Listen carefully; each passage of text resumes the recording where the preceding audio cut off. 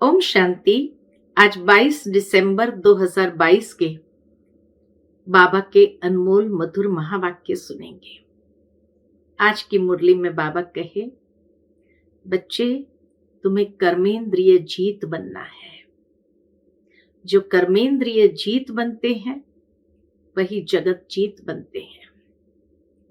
बाबा कहे, तुम्हें पहला कायदा यही सुनाया जाता है कि बच्चे जितना हो सके देही अभिमानी बन हर कर्म करो। कर्म करते हुए ये ध्यान रखना है कि हमारी कोई इंद्रियां चलायमान तो नहीं हो रही है। बाबा कहे, बीच बीच में अपना चार्ट देखते रहो कि कोई इंद्रियां धोखा तो नहीं दे रही है। जितना तुम अटेंशन रखते हुए कर्मेंद्रिय के ऊपर विजय प्राप्त करेंगे उतना तुम्हारी स्थिति बहुत अच्छी हो जाएगी। दुनिया में मनुष्य अपनी कर्मेंद्रिय को जीत नहीं सकते हैं, इसीलिए बाबा कहे वो आंखें बंद करके बैठते हैं। सोचते हैं जब दिखाई नहीं देगा तो इंद्रियां चलायमान भी नहीं होंगी, लेकिन उससे पता नहीं चलता है। इसीलिए बाबा कहे, हाथों से काम करते चलो और बुद्धि योग बाप में लगा रहे। हाथ कार दे, दिल यार दे। और इस तरह हर कर्म करते हुए इंद्रियों के ऊपर विजय प्राप्त करना है। तो सुनते हैं बाबा के मधुर महावाक्य। ओम शांति। मीठे बच्चे, देह अहंकार छोड़ देही अभिमानी बनो। अपने कल्याण के लिए याद का चार्ट नोट करो। खास याद में बैठो। याद से ही विकर्म विनाश होंगे। आज की मुरली से प्रश्न है, बाप ने तुम बच्चों को पहला पहला कायदा कौन सा सुनाया है? उत्तर है, पहला कायदा है, सब कुछ देखते हुए बुद्धि चलायमान न हो। एक बाप की याद रहे, अपनी परीक्षा लेनी है कि मेरी वृत्ति देखने से खराब तो नहीं होती है। तुम्हें हाथ से काम करते दिल से बाप को याद करना है। इसमें आंखें बंद करने की बात ही नहीं है। ओम शांति। भक्ति मार्ग में अक्सर करके कोई सन्यासी आदि जब बैठते हैं तो आंखें बंद करके बैठते हैं। यहां कायदा है, देखते हुए भी चलायमान नहीं होना है। अपनी परीक्षा लेनी होती है कि देखने से मेरी वृत्ति खराब तो नहीं होती है। हम भल देखते हैं परंतु बुद्धि का योग बाप के साथ है। मनुष्य भोजन बनाएंगे तो आंखें बंद करके तो नहीं बनाएंगे ना। इसको कहा जाता है हथ कार दे, दिल यार दे। कर्मेंद्रिय से काम लेते रहो परंतु याद बाप को करो। जैसे स्त्री पति के लिए भोजन बनाती है, हाथ से काम करती रहेगी परंतु बुद्धि में होगा कि मैं पति के लिए भोजन बनाती हूं।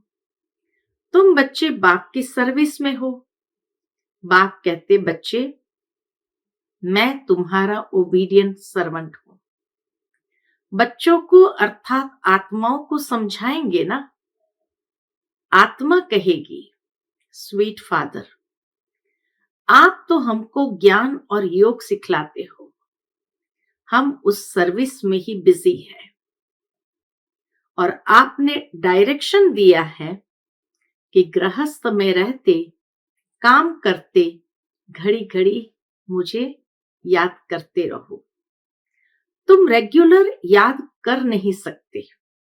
बाबा कहे, ऐसा हो नहीं सकता जो कंटिन्यू को याद में रहे। तुम रेगुलर याद कर नहीं सकते। कोई कहे हम 12 घंटा याद करते हैं, परंतु नहीं। माया घड़ी घड़ी बुद्धि योग जरूर हटाएगी।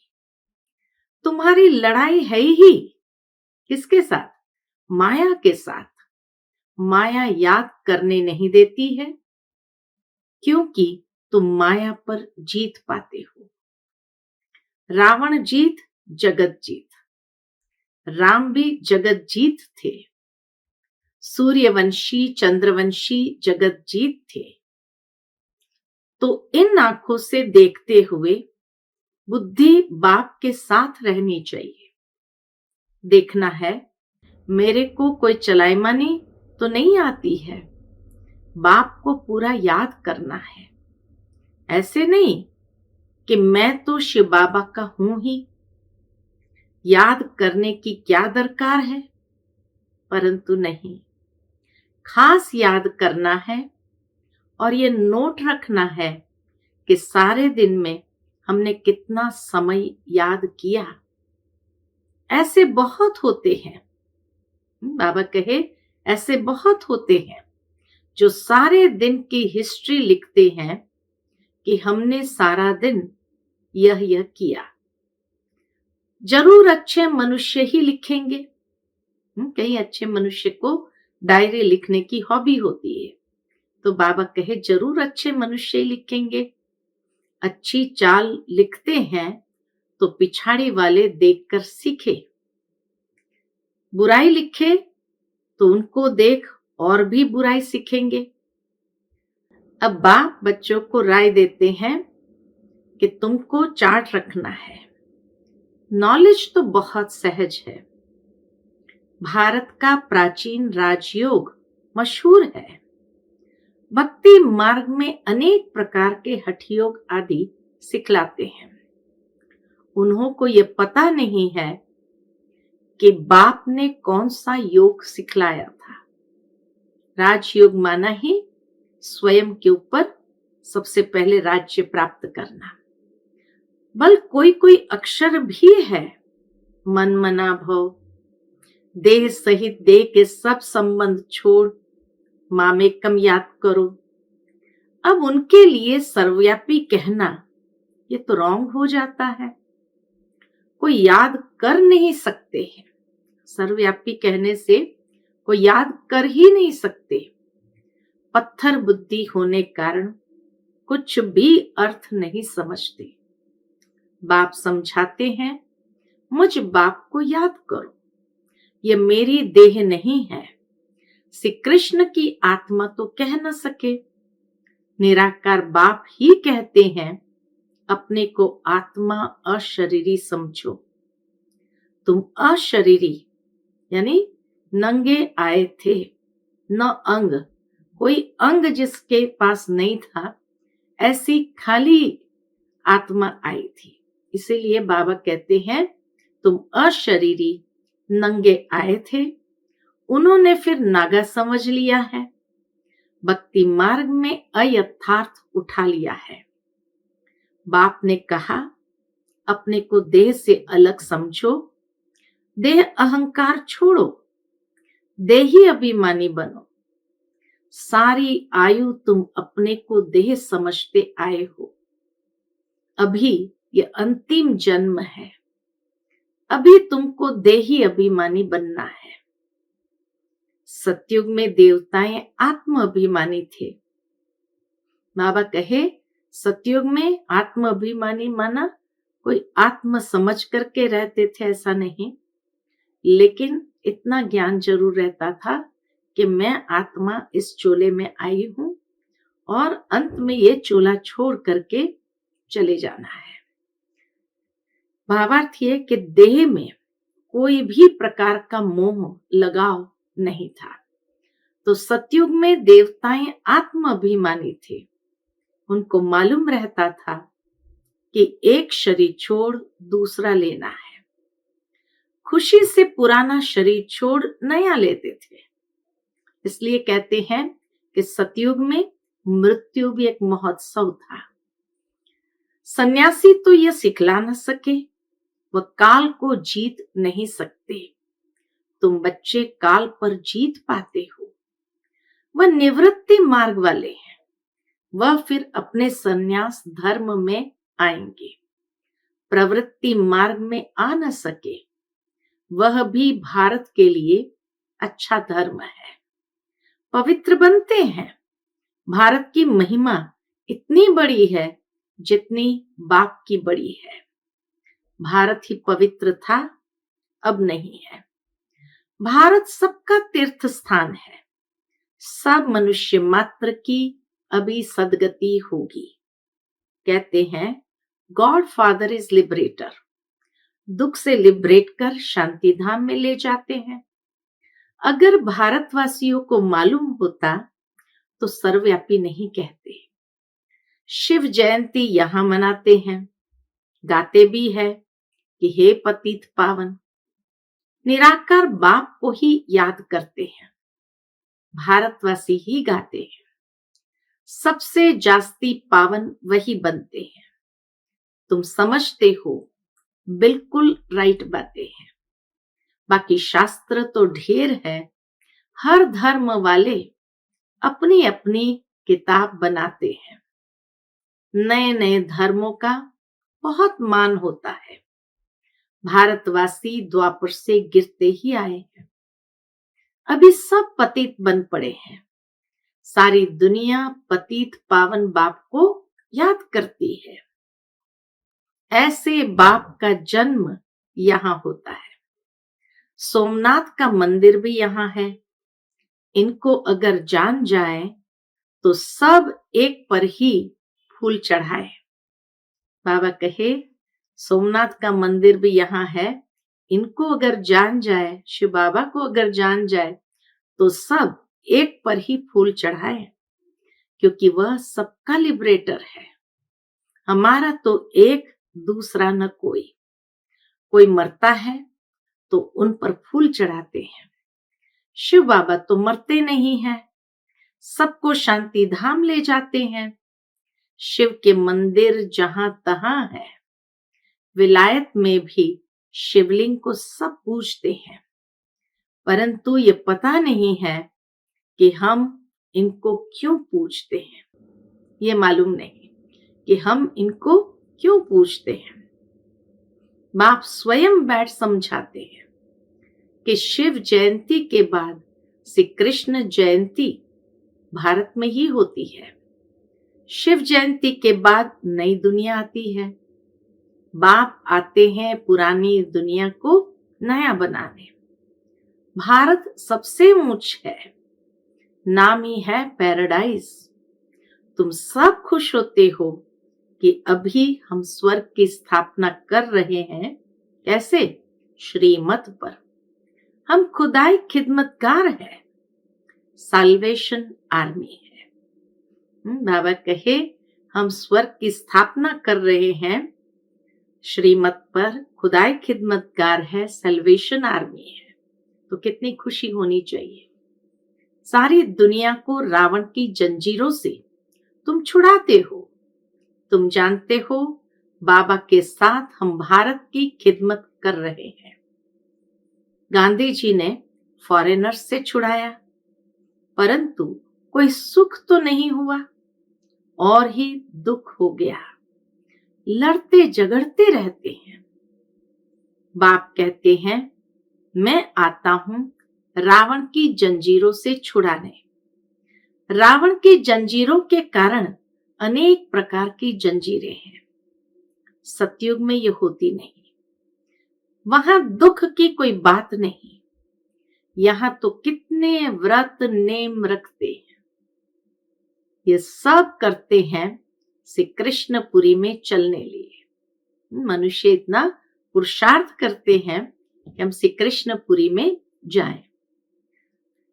अब बाप बच्चों को समझाते हैं फादर शोज सन, सन शोज फादर, फादर शोज सन, सन शोज फादर। तुम सबको घर का रास्ता बताते हो। इसको भूल भुलैया का खेल कहा जाता है। भक्ति में कितना माथा मारते हैं, परंतु बाप से वर्षा कोई ले न सके। भक्ति तप दान करते करते माथा टेकते रहते हैं। रास्ता बताने वाला एक ही बाप है। अगर कोई रास्ता जानता हो तो बताएं। इससे सिद्ध है कि कोई भी जानते ही नहीं है, कोई को रास्ते का मालूम ही नहीं है। अभी सब मच्छरों सदृश वापस जाने वाले हैं। सबके शरीर खत्म होंगे, बाकी आत्माएं हिसाब किताब चुकतू कर वापस जाएगी। इनको कयामत का समय कहा जाता है। मनुष्य दीपावली पर साल का फायदा नुकसान निकालते हैं। तुम्हारी है कल्प कल्प की बात। अभी तुमको 21 जन्म के लिए करना है, जमा 21 जन्म का करना है। बाप को याद करने से जमा होगा, फिर 21 जन्म कोई तकलीफ नहीं होगी। इतना हमारा खाता भरपूर, जो बाबा कहे कोई तकलीफ नहीं होगी, कोई अप्राप्त वस्तु नहीं होगी। स्वर्ग की सारी प्राप्ति अभी के पुरुषार्थ पर होती है। यह बातें कोई शास्त्र में नहीं है। अभी तुम अनुभव पा रहे हो, धीरे धीरे दिन प्रतिदिन अनुभव पा रहे हो। जब स्वर्ग में चले जाते हो, फिर कौन बैठ लिखेंगे? शास्त्र आदि तो बाद में बनते हैं। शास्त्र में है कि जमुना के कंठे पर महल थे, दहली परिस्तान थी। बिरला मंदिर में लिखा हुआ है 5000 वर्ष पहले धर्मराज ने व युधिष्ठिर ने परिस्तान स्थापन किया था। जमुना गंगा नाम अभी तक चला आता है। वास्तव में ज्ञान गंगाएं तुम हो। जमुना का इतना प्रभाव नहीं जितना गंगा का है। बनारस हरिद्वार में गंगा है, वहां बहुत साधु आदि जाते हैं। वहां जाकर कहते हैं शिव काशी विश्वनाथ गंगा। विश्वनाथ ने गंगा बहाई जटाओं से, ऐसे कहते हैं कि विश्वनाथ ने गंगा बहाई जटाओं से, ऐसे कहते हैं और समझते हैं गंगा के कंठे पर रहने से हमारी मुक्ति हो जाएगी। बहुत जाकर काशी वास करते हैं। काशी में अपने प्राण छोड़ने का संकल्प लेकर के जाते हैं। आगे बलि चढ़ते थे, काशी कलवट खाते थे। अब कहते हैं हमारी मुक्ति हो जाएगी। देखो ज्ञान मार्ग में क्या बात और भक्ति मार्ग में क्या बात है, कितना कॉन्ट्रास्ट है। आधा कल्प अनेक प्रकार की तकलीफें उठाई, देवियों पर जाकर बलि चढ़े, अभी तुम बलि चढ़ते हो। यह सब कुछ ईश्वर का है, तो ईश्वर का सब कुछ तुम्हारा है। कहते हैं ये सब कुछ ईश्वर का है, तो ईश्वर कहते हैं सब कुछ तुम्हारा है। ईश्वर का सब कुछ है स्वर्ग। तुम तो अब नरकवासी हो, बाप का बनकर फिर स्वर्गवासी बन रहे हो। बाबा की श्रीमत पर पूरा चलना पड़े। शिव बाबा को तो मकान आदि बनाना नहीं है, वह तो दाता है। ये सब बच्चों के लिए है। शिव बाबा कहेंगे तुम बच्चे ही ट्रस्टी होकर संभालो। भक्ति मार्ग में कहते हैं शिव बाबा ये सब कुछ आपका दिया हुआ है। फिर जब वापस लेते हैं तो कितना दुखी होते हैं। अब बाबा तुमसे लेते कुछ भी नहीं है। बाप सिर्फ कहते हैं इनसे ममत्व मिटा दो, ट्रस्टी होकर गृहस्थ व्यवहार की संभाल करो, बाकी मैं लेकर क्या करूंगा। तुम्हारे लिए ही सेंटर खुलवाए हैं। यह हॉस्पिटल और कॉलेज कंबाइंड है। हेल्थ और वेल्थ दोनों मिलती है। एजुकेशन को सोर्स ऑफ इनकम कहा जाता है। जितना जो पढ़ते हैं वो बाप से इतना वर्षा लेते हैं। पुरुषार्थ पूरा करना चाहिए। फॉलो फादर और मदर। त्वमेव माताश्च पिता, त्वमेव ये है ना, वह पिता आकर इनमें प्रवेश करते हैं। शिव बाबा आकर इनमें प्रवेश करते हैं। इनसे अडॉप्ट करते हैं, वह माता पिता ठहरा। हम तो उनकी महिमा करते हैं। मैं इनके मुख द्वारा कहता हूं, तुम हमारे हो, तुमको मैंने अडॉप्ट किया है, तुमको मैंने अडॉप्ट किया है। फिर माताओं की संभाल लिए सरस्वती को मुकरूर किया है। तुम छोटे बच्चे तो नहीं हो। बाप कहते हैं, तुम हमारे बने, अच्छा अब ट्रस्टी होकर रहो। गृहस्थ व्यवहार की पूरी संभाल करो। सबसे अच्छा है ये रूहानी हॉस्पिटल खोलना। शिव बाबा कहते हैं, हम क्या संभाल करेंगे? ब्रह्मा बाबा के लिए भी कहते हैं, ये क्या करेंगे? इनके पास जो कुछ था सो शिव बाबा को दे दिया। ट्रस्टी बनना पड़ता है। यहां तो सब कुछ बच्चों के लिए किया जाता है। तुम बच्चों को ही बाबा सब शिक्षाएं देते हैं। ऐसे नहीं ये मकान शिव बाबा का व ब्रह्मा बाबा का है। सब कुछ बच्चों के लिए है। तुम ब्राह्मण बच्चे हो, इसमें झगड़े आदि की कोई बात नहीं है। सबकी कंबाइंड प्रॉपर्टी है। इतने सब ढेर बच्चे हो, पार्टीशन कुछ हो न सके, गवर्नमेंट भी कुछ कर न सके। ये ब्राह्मण बच्चों का है। सब मालिक है, सब बच्चे हैं। कोई गरीब कोई शाहूकार, यहाँ सब आकर रहते हैं। कोई की प्रॉपर्टी नहीं है। लाखों की अंदाज में हो जाएंगे। सब कुछ तुम मीठे बच्चों के लिए है। कितना प्यार बाबा करते हैं कि सब कुछ तुम मीठे बच्चों के लिए है। तुम हो रूहानी बच्चे। तुम जितना प्यारे हो उतना लौकिक हो न सके। तुम जितना प्यारे हो उतना लौकिक हो न सके। वह शूद्र जाति के, तुम ब्राह्मण जाति के। दुनिया वाले शूद्र जाति के, तुम ब्राह्मण जाति के, इसलिए उनसे कनेक्शन टूट जाता है। सन्यासी ये नहीं कहेंगे ये सब तुम्हारे लिए है, मैं भी तुम्हारा हूं। शिव बाबा कहते हैं, मैं निष्काम सेवाधारी हूं। मनुष्य निष्कामी हो न सके। जो करेगा उसको उनका फल जरूर मिलेगा। मैं फल नहीं ले सकता। बाबा कहते, मैं फल नहीं ले सकता। पुरानी दुनिया पुराने शरीर में आकर प्रवेश करता हूं। यह मेरे लिए ये पुराना शरीर है। भक्ति में मेरे लिए बड़े बड़े मंदिर बनाते हैं।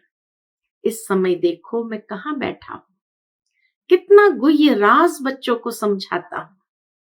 बाबा कोई सत्संग में थोड़ी मुरली चलाएगा। बच्चों को बहुत खुशी का पारा चढ़ता है। बाप बैठ बच्चों को पढ़ाते हैं। कैसे आकर पढ़ाते हैं यह तुम ही जानते हो। डरने की कोई बात नहीं है। सब बाप के बच्चे हैं। जो कुछ बनता है बच्चों के लिए। ऐसे नहीं सबको यहाँ आकर बैठ जाना है। तुमको तो अपने गृहस्थ व्यवहार में रहना। सब आकर इकट्ठे रहे तो सारी दहली जितना तुम्हारे लिए चाहिए, ऐसा तो हो न सके। फिर भी बाप से योग लगाते रहो तो विकर्म विनाश होंगे। आत्मा गोल्डन एजेड बन जाएंगी, तभी घर में जाएंगे। मम्मा बाबा मुआफिक इज्जत से पास होकर जाना है। अच्छा, मीठे मीठे सिकिलदे बच्चों प्रति माता पिता बाप दादा का याद प्यार और गुड मॉर्निंग। रूहानी बाप की रूहानी बच्चों को नमस्ते। हम सब रूहानी बच्चों की रूहानी माता पिता बाप दादा को याद प्यार गुड मॉर्निंग और नमस्ते नमस्ते। शुक्रिया बाबा, शुक्रिया। आज की मुरली से धारणा के लिए मुख्य सार है। पहली पॉइंट, श्रीमत पर खुदाए खिदमतगार बनना है। बाप का शो करने के लिए सबको घर का रास्ता बताना है। दूसरी पॉइंट, ट्रस्टी होकर सब कुछ संभालना है।